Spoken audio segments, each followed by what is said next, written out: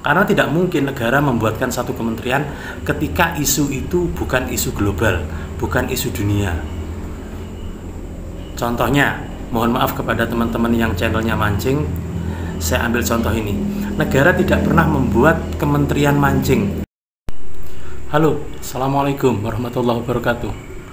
Pada video kali ini saya akan membahas tentang apakah bisa tukang sampah menjadi YouTuber, dan apakah layak profesi ini dijadikan konten, dan bagaimana cara memulainya.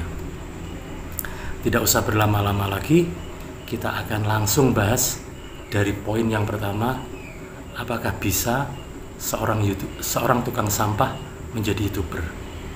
Jawabannya adalah bisa.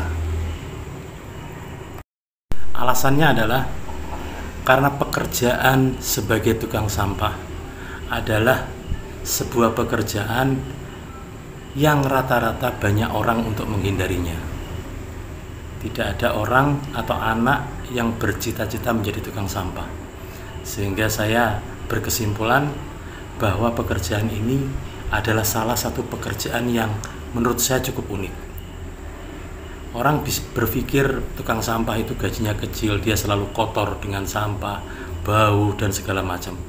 Padahal kalau kita tilik penghasilannya pada pembahasan video saya yang ini, maka gaji tukang sampah dengan 300 pelanggan itu melebihi gaji ASN golongan 3A, golongan 3B. Jadi menurut saya ini pekerjaan yang unik, pekerjaan yang tidak pernah akan habis masalahnya, sehingga ini layak untuk dijadikan konten.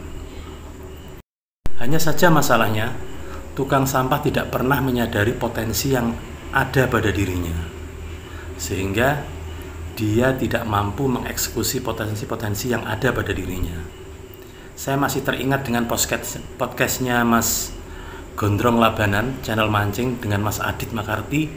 Ketika diundang dalam sebuah podcast, Mas Gondrong ketika awal-awal mau memulai YouTube, dia berpikir, dia heran bagaimana mungkin mancing direkam kemudian itu mendapatkan duit atau mendapatkan penghasilan. Nah, saya juga berpikir seperti itu. Karena tukang sampah belum tahu potensi yang ada, sehingga belum ada tukang sampah yang mengambil jalur ini untuk menjadi seorang YouTuber. Kemudian yang kedua adalah apakah layak profesi ini diangkat dalam sebuah konten atau dijadikan konten? Dan jawaban saya adalah layak sekali, sangat layak. Kenapa? Karena sampah ini bukan lagi masalah isu sekelompok orang atau segolongan orang, tapi sampah ini sudah menjadi isu global atau isu dunia, sehingga negara membuatkan satu kementerian khusus untuk menangani masalah lingkungan atau masalah sampah. Itu artinya apa? Itu artinya sampah adalah masalah global, sampah masalah yang sangat penting. Karena tidak mungkin negara membuatkan satu kementerian ketika isu itu bukan isu global, bukan isu dunia. Contohnya, mohon maaf kepada teman-teman yang channelnya mancing, saya ambil contoh ini. Negara tidak pernah membuat kementerian mancing. Kenapa? Karena mancing adalah hobi. Ketika tidak ada seorang pun manusia yang mancing, atau tidak ada seorang pun membuat konten mancing, maka orang tidak akan pernah mempermasalahkan ini. Dunia juga tidak akan terancam dengan tidak ada orang mancing ini. Tapi ketika sampah tidak ada yang ngangkut, nah maka ini akan menjadi masalah dunia, masalah global. Sehingga negara perlu turun tangan untuk menangani ini. Belum cukup di tingkat kementerian, kemudian negara membentuk lagi di tingkat provinsi, sehingga ada dinas lingkungan hidup provinsi. Belum cukup lagi, dibikin lagi di bawahnya lagi dinas lingkungan hidup kabupaten. Sehingga saya berkesimpulan bahwa profesi ini sangat layak untuk dijadikan konten. Dengan syarat tukang sampah sendiri harus mampu mengemas konten yang dia temui ini, yang dia buat ini dengan cara yang unik dan memiliki nilai jual dalam videonya. Dan saya yakin kontennya tidak akan pernah kehabisan tema. Misalnya, sampah dengan 300 pelanggan, ini setiap hari dia akan menemui masalah, dia akan menemui keunikan-keunikan. Baik itu di tingkat ketika proses mengangkutnya, baik ketika proses menyortirnya, baik ketika proses menagih uangnya, baik itu ketika proses memperbaiki kendaraan angkutannya, memeliharanya, dan lain-lain dan lain-lain. Jadi temanya tidak akan pernah habis, sebagaimana sampah di dunia ini tidak akan pernah habis selama manusia itu masih hidup. Jadi teman-teman, ketika Mas Gondrong Labanan bisa besar dengan konten mancingnya, saya yakin tukang sampah juga bisa besar dengan konten sampahnya. Karena konten sampahnya didukung oleh isu global atau isu dunia. Jangan takut untuk memamerkan sampah, karena ketika orang menonton video Anda, dia tidak akan mencium bau sampah itu. Dia hanya akan melihat bagaimana Anda mengemas peristiwa-peristiwa unik ketika Anda sedang mengangkut sampah. Ada channel yang lain juga seperti channelnya Keluarga Deso. Dia memperlihatkan bagaimana proses memasak, bagaimana proses kehidupan orang desa, bagaimana rumahnya dengan sederhana sekali dan mampu menyita perhatian banyak orang. Saya yakin sampah juga begitu.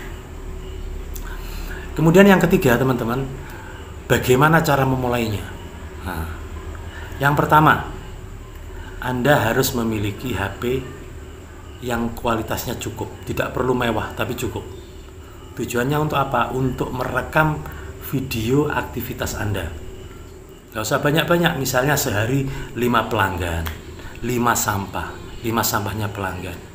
Bagaimana Anda menyortir, bagaimana kemudian Anda menagih uang iurannya. Kemudian apa yang unik yang Anda temui di situ. Ketika Anda menyortir, Anda menemukan uang mungkin, atau menemukan kalung emas mungkin. Macam-macam, karena itu pasti akan terjadi, menemukan barang-barang yang unik seperti itu. Itu Anda rekam dengan HP tersebut.